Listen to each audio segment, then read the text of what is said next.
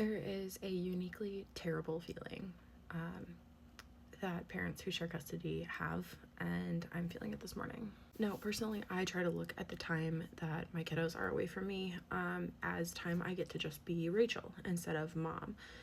Pretty much from day one, when my son's dad and I separated, I decided to look at, okay, in order to survive being away from my child, oh my gosh, who at that point was 4 months old, in order to survive, I was like, okay, I'm just gonna dive into creating a life for myself outside of being a mom.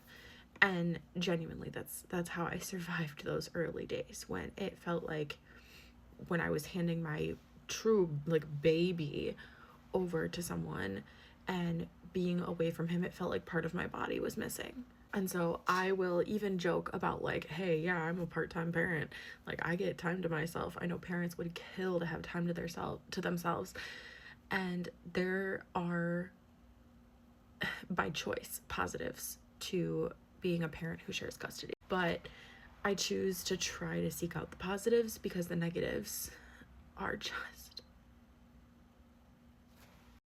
it's really difficult to explain the feeling of being at home while your child is somewhere else and knowing that they need to be with their other parent. And it was not always this way for me, but I'm very fortunate that I trust my co-parents. I know that they're gonna take wonderful care of my biological son. I have a biological son and then 2 step kiddos who I adore.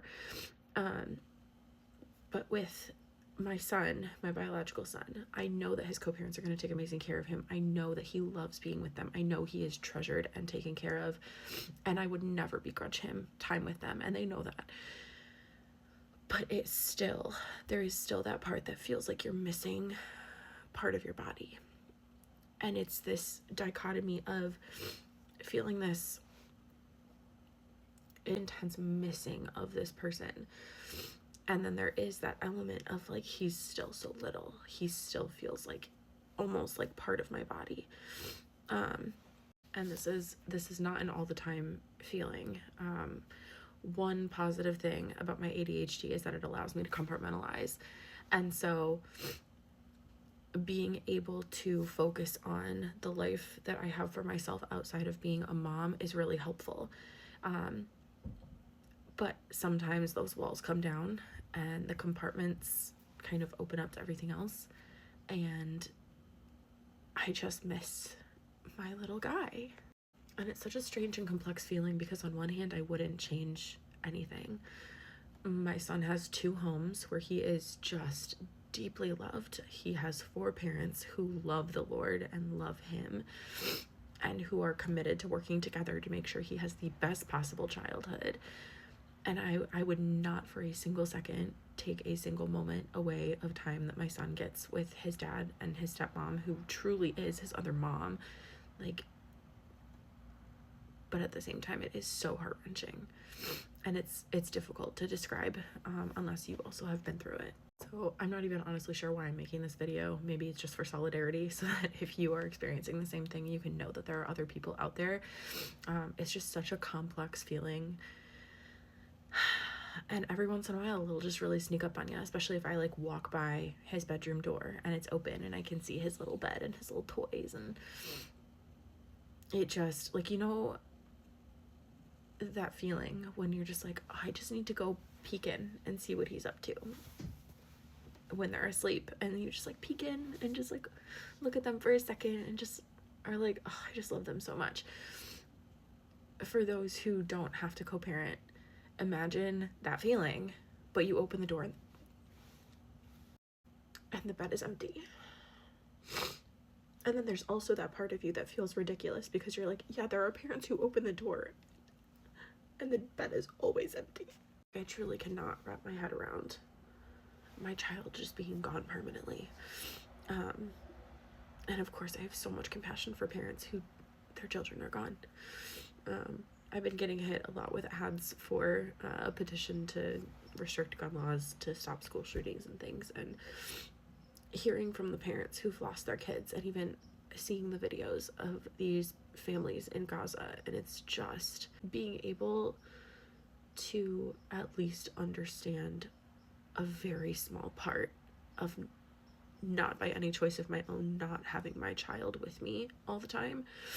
I cannot even begin to wrap my head around, through no choice of my own, not having my child with me 100% of the time because their life has been taken. So there's this other very strange feeling of my grief being too much, but also not enough, because I cannot understand what it's like to lose my child completely. And so then it's kind of this circle of like grief for my situation, grief for the time that I will not get to spend with my child, but then also joy and just a gratefulness that that time is still 50% mine. I still get to have 50% of my little guy's childhood with him here with me. And so yeah, it's just this strange circle of feelings of intense grief, of knowing that this is not how it's supposed to be, but then also being so grateful that the loss I've experienced is limited to where it stopped, if that makes any sense.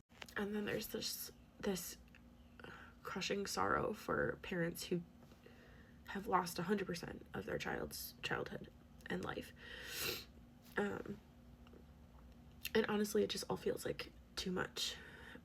And so, that being said, I'm gonna go spend some time with God, because I cannot make sense of the world. I was not designed to make sense of the world. And personally, I've been through my fair share of garbage in my life, and I have found that the best way to cope with that is by turning it over, just like throwing it into the arms of Jesus. And so I'm gonna go do that right now. But if you're out there and you've experienced the same thing, where you don't get as much of your child's time as other parents, but you still have so much more of your child's time than other parents, and just the weird cycle of grief and gratefulness and almost guilt and all of that comes with it, you're not alone.